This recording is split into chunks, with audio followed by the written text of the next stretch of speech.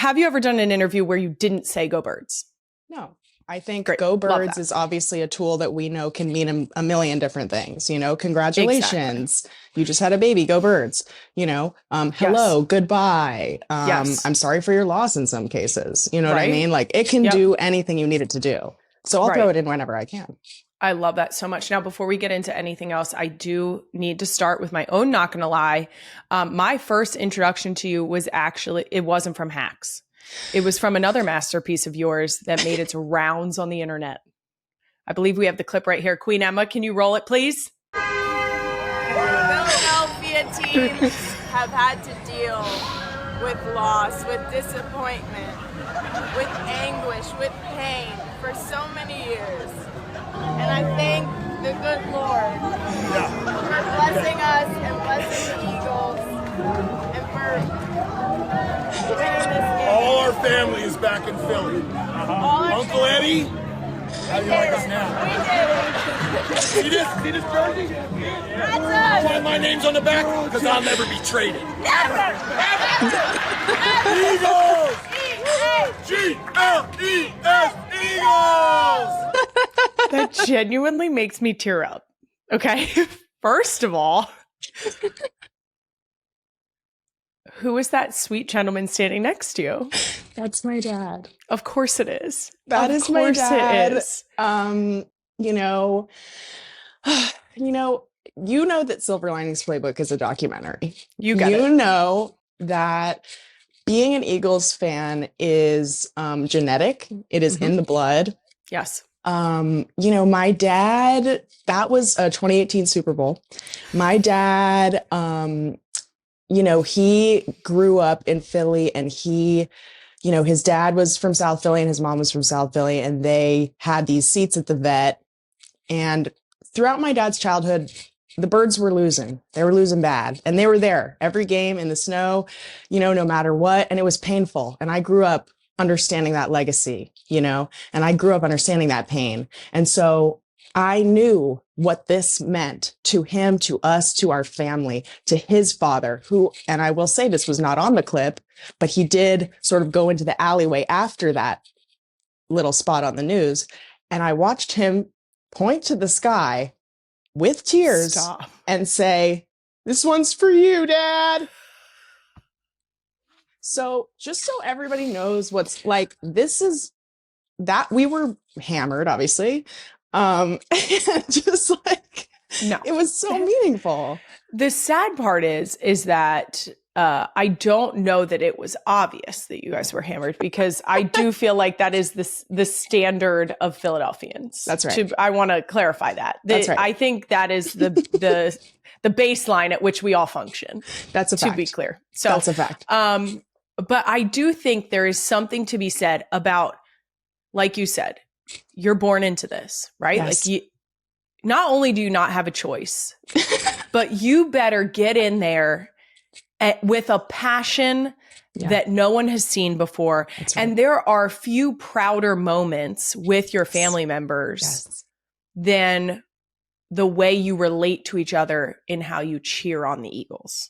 It's also like, that organization really cares about the fans. Like my beloved Aunt Cindy passed, and my Uncle Eddie inherited the tickets that my grandfather had, first at the vet and then at the Link, which, by the way, when they tore down the vet, my dad went to Philly and he got the physical seats when they were letting people go get the seats. And like, that was so cool. And we had the seats in the garage.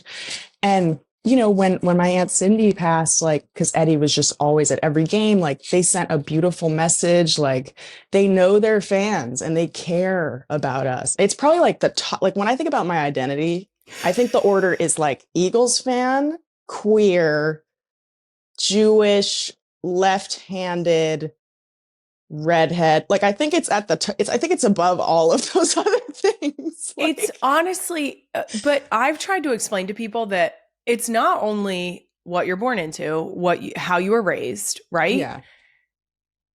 Our daughters have known the Eagles fight song since they could speak. Like, That's it was in our nursery rhyme rotation. That's right.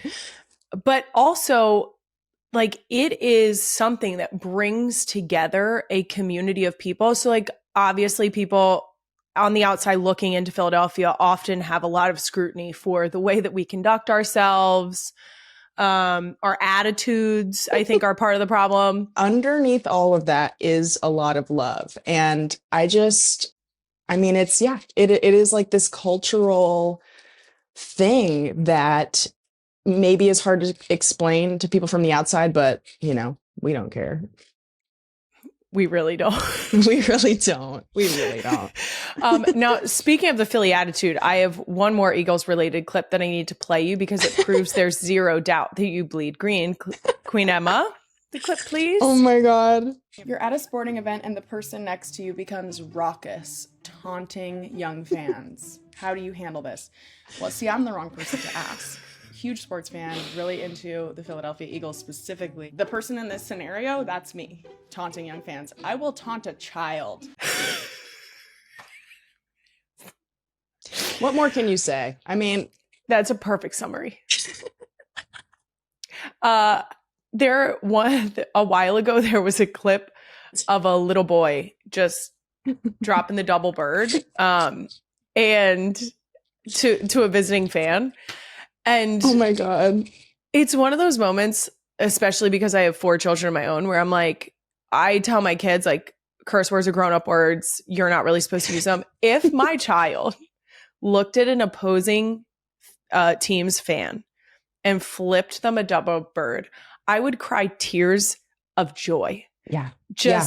I'm not going to tell them to do it, and I'm not going to encourage it. But That's if right. their soul spoke to them, if all of the former Eagles fans who have passed on, God rest their souls, came down and imparted the wisdom onto her that she needed to double bird an opposing fan,